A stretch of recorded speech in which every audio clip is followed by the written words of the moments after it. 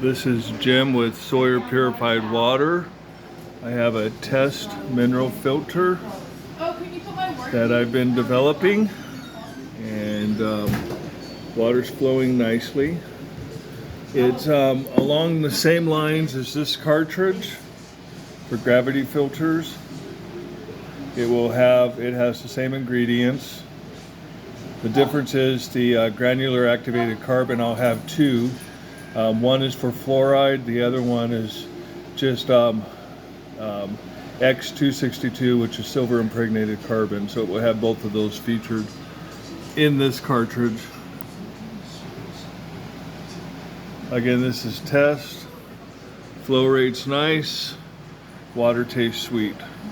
Have a great day.